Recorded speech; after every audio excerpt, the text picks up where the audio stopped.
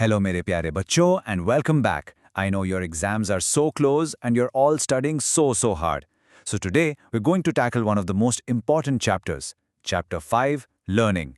And we're going to make it super simple for you. Ready? Let's make this chapter so easy you'll be answering every question with a big smile. Chalo, let's begin. First up, a little question for all of you. Think about that last viral dance step you learned. Now be honest, did you read how to do it in a book? Or did you watch an Instagram reel like 100 times? I'm pretty sure it was the reel. See, you are all experts at learning already. Psychology just has some fancy names for it. So, in the next few minutes, here's what we'll do. We'll quickly understand what learning really is, then we'll meet a very famous dog and some clever rats, we'll see how watching reels is actually a type of learning, and then we'll wrap it all up with some brainy tips just for your exams. It's going to be very easy, I promise. So, first things first, what is this chapter all about? What in the world is learning? Let's just look at the simple textbook definition. Okay, now I want you to focus on just two words here, relatively permanent and experience. Relatively permanent just means it's not a temporary thing. You know, like feeling tired after studying and forgetting stuff? That's just fatigue, beta, not unlearning. An experience is the real teacher. You learn to ride a cycle by experiencing it, by trying, maybe falling, and then trying again. That change in your ability, that's learning. Simple, right? Okay, let's move on to our very first big topic, classical conditioning.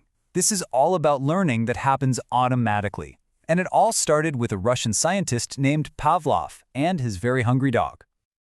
So look at this setup. Pavlov was a very observant guy, and he noticed something kind of strange.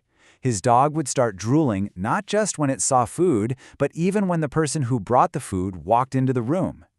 This got him really curious, so he designed this classic experiment with a dog, a bell, and some food powder to figure out what was really going on.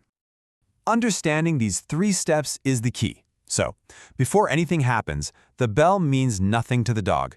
The food, of course, makes it drool. Then, during the experiment, Pavlov would ring the bell right before giving the food. He did this again and again and again. After a while, guess what? Just the sound of the bell was enough to make the dog drool, even when there was no food. The dog had learned to connect the bell with food. Now don't get scared by these terms, bacho. They're actually very easy. Just think about the kulfi wala in your street. The kulfi itself, that's the unconditioned stimulus, or US. Your mouth watering when you see it. That's the unconditioned response, or UR. Now he always rings that little bell, right? Over time, just hearing that bell makes your mouth water. The bell has become the conditioned stimulus, the CS, and your reaction is the conditioned response, the CR. See, you've been classically conditioned your whole life. Okay, now we're going to move from those automatic reactions to active choices. This brings us to our second big type of learning, operant conditioning. You see, unlike Pavlov's dog who was just reacting, this is all about making choices and learning from the results or the consequences. This was the work of B.F. Skinner. He made this box, which we now call the Skinner box. He'd put a hungry rat inside, and it would just wander around until, by accident, it pressed a lever. And poof, a food pellet would drop in. The rat quickly learned, hey, if I press this lever, I get food. It chose to press the lever because of the good result. And that result, that good thing, has a special name: reinforcement. Reinforcement is basically anything that makes you want to do something again. It's the reward. When you study really hard and your parents praise you or maybe give you some pocket money, that's reinforcement. It makes you want to study hard again. Now listen up, this is a super important point for your exam, and so many students get confused here. Negative reinforcement is not punishment. Let me say it again, it's not punishment. Punishment is when you add something bad to stop a behavior, like a scolding. But negative reinforcement is when you remove something bad to encourage a behavior. So remember, punishment stops a behavior, but negative reinforcement actually strengthens it. They are total opposites. Let's test this with a quick question. Imagine this. I'm sure it's a very real situation for many of you. Your mom has been nagging you to clean your room. The moment you clean it, she stops nagging. So, what is her stopping the nagging an example of? Think about it for a second. Yes, it's negative reinforcement. The unpleasant nagging, that bad thing, was taken away, which makes you more likely to clean your room again in the future to avoid it. So the main point is, a bad thing was removed, and your good behavior increased. All right, let's get back to our Instagram Reels. The third main type of learning is observational learning, and it's exactly what it sounds like. We learn simply by watching other people. It's the whole monkey see, monkey do idea. A psychologist named Albert Bandura showed us that we learn so much just by imitation, or what he called modeling.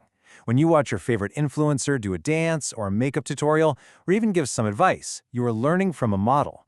This is observational learning happening in your everyday life. So, Bandura's most famous experiment was the Bobo doll study. He showed some kids a film of an adult hitting a doll. Now here's the really important part. When the kids saw that the adult got praised for being aggressive, they copied the behavior and were very aggressive too. But when they saw the adult get punished for it, they were much, much less aggressive. This proves that what happens to the person we're watching really matters to us. Okay, Bacho, we're almost there, in the final stretch. Let's quickly cover a few other interesting types of learning and then move on to some golden tips just for your exam. Let's go.